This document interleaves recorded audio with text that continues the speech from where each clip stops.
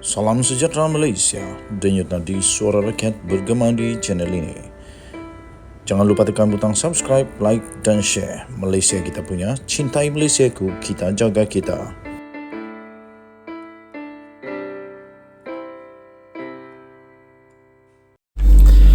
Salam sejahtera Malaysia.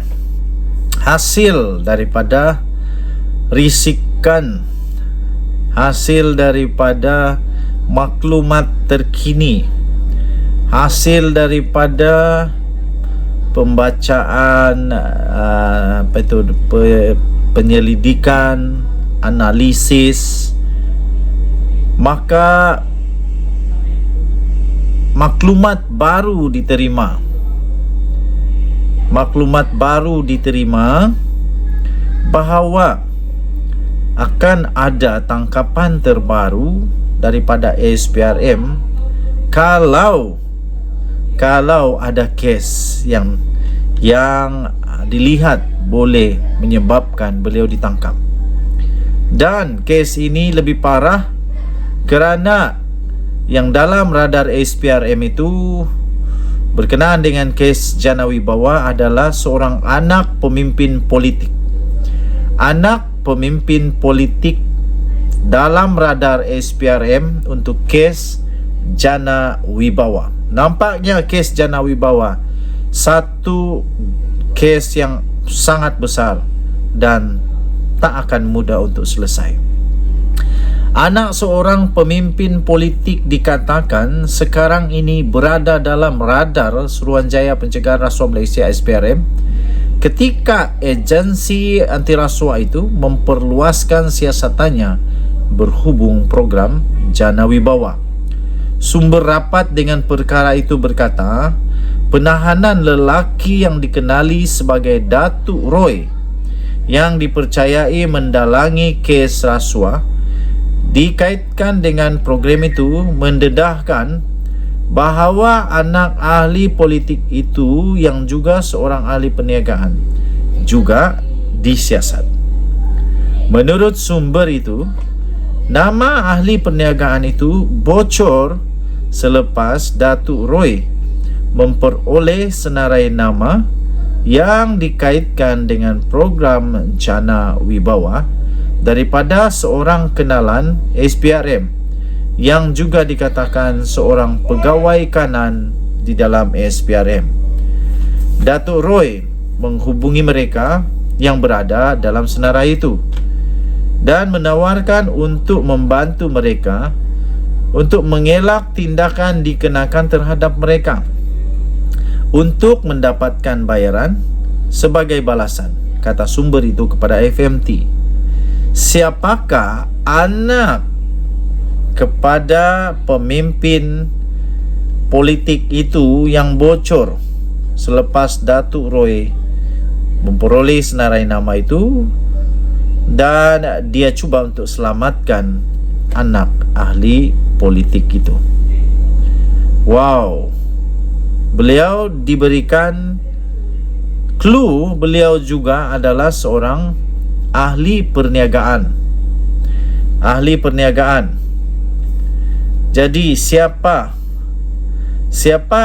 anak ahli politik yang berniaga sekarang ini, yang seorang peniaga, ahli perniagaan sekarang ini pasti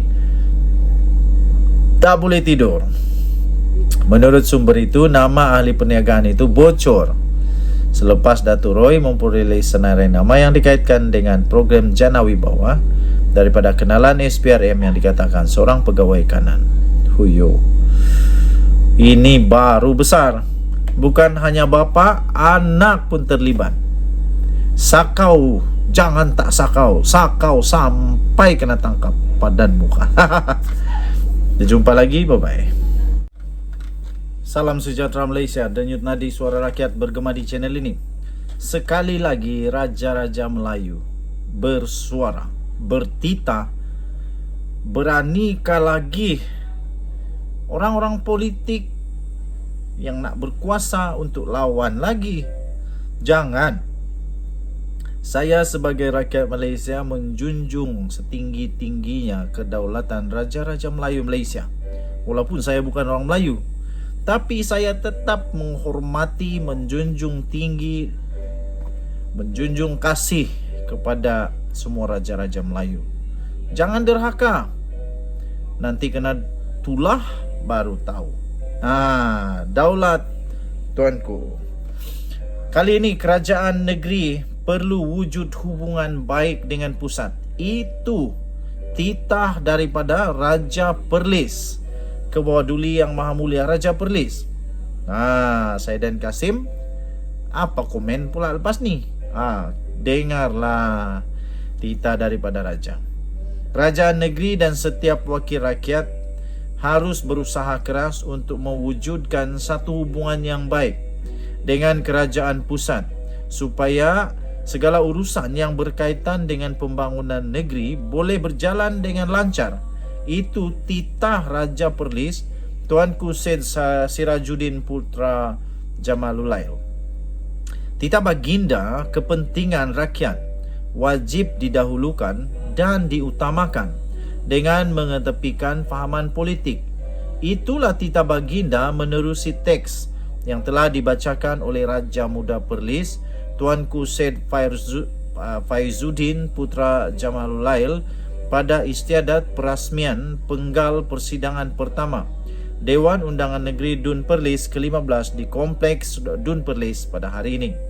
Berangkat sama adalah Raja Puan Muda Perlis, Tuanku Haja Lailatul Syahrin Akasha Khalil. Tuanku turut bertitah beta yakin kerajaan perpaduan di bawah naungan Perdana Menteri Datuk Seri Anwar Ibrahim dapat memberi kerjasama yang baik dan tidak akan meminggirkan negeri ini daripada arus rancangan pembangunan negara. Itulah titah baginda Raja Perlis. Baginda bertitah prestasi ekonomi negeri Perlis telah menunjukkan perkembangan yang positif dengan kadar pertumbuhan 1.5% yang dicatatkan pada tahun 2021 berbanding penyusutan 6.0% pada tahun 2020.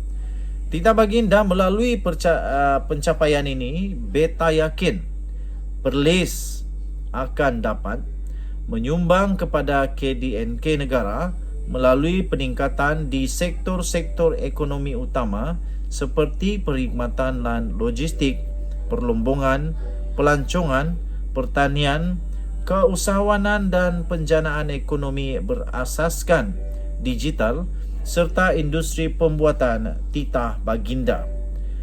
Saya setuju dengan apa yang telah dititahkan oleh Raja Perlis ini. Sepatutnya ahli-ahli parlimen kalau nak supaya negeri dapat perhatian yang baik daripada kerajaan pusat, berbaiklah, wujudkanlah hubungan yang baik dengan pusat. Jangan cari hal, jangan cari hal. Membangkang tetap membangkang. Bangkanglah dasar yang tidak baik, tapi benda yang baik harus disokong. Jadi itulah titah daripada Raja Perlis. Denyut nadi suara rakyat bergema di channel ini. Bye-bye.